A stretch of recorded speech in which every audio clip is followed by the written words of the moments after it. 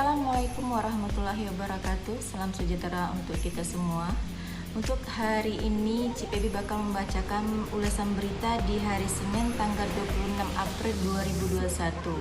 Tapi sebelum CPB mengulas berita hari ini, CPB bakal ngingati lagi untuk kalian semua, jangan lupa untuk di like, comment, and subscribe.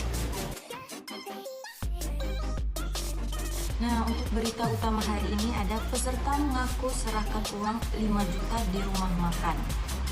Polemik pelaksanaan pemilihan Kadum 1 Desa Pasar Pedati, Kecamatan Pondok Kelapa yang diduga surat kecurangan terus bergulir.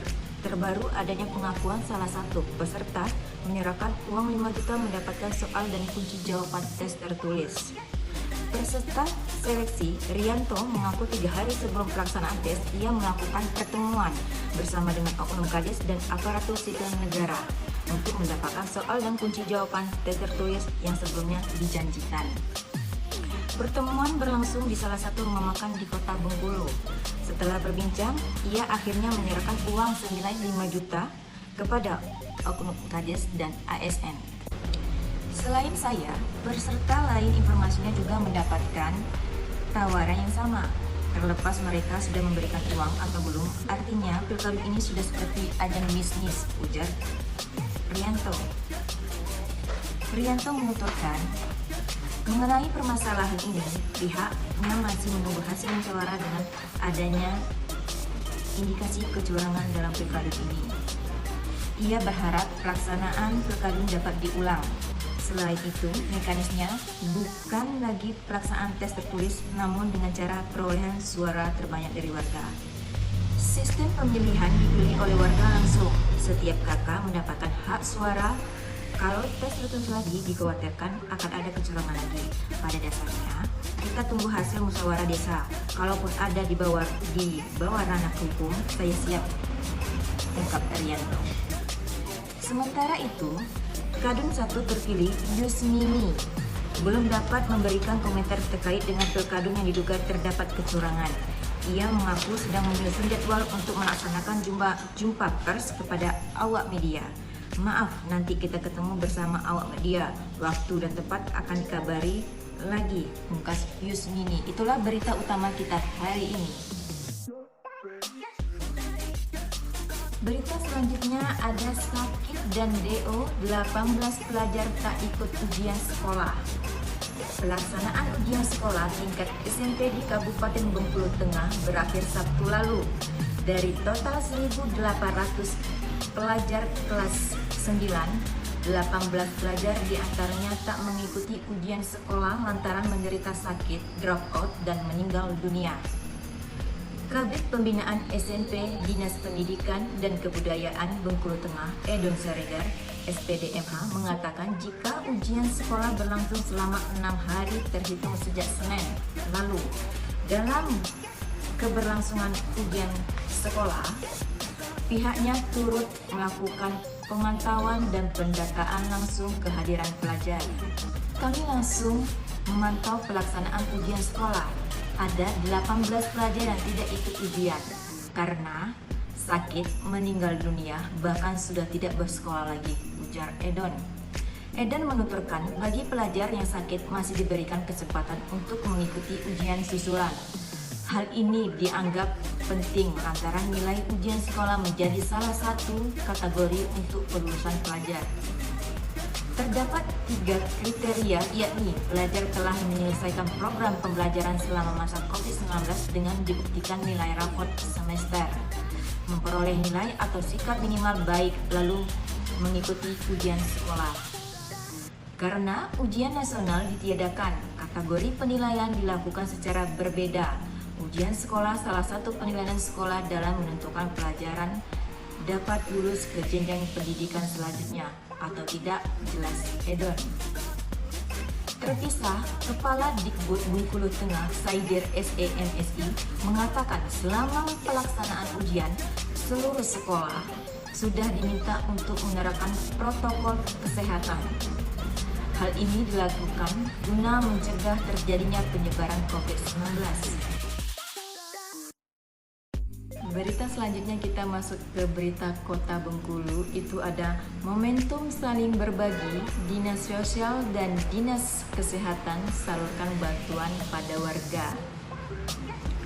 Jelang berbuka puasa Sabtu sore kemarin, Dinas Sosial dan Dinas Kesehatan Kota Bengkulu mengunjungi salah satu warga di Kelurahan Pagardewa, Kecamatan Selebar atas nama Yurmini yang sedang sakit kulit di kediamannya.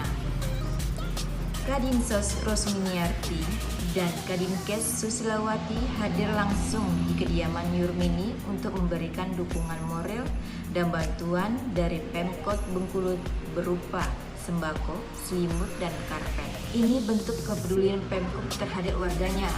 Hari ini kita mengunjungi kediaman Yurmini.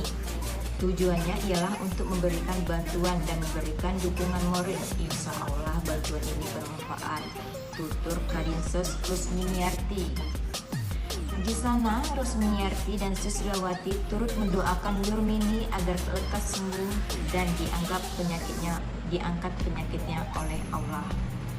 Mari berdoa untuk Yurmini agar lekas sembuh dan dapat beraktivitas seperti biasanya.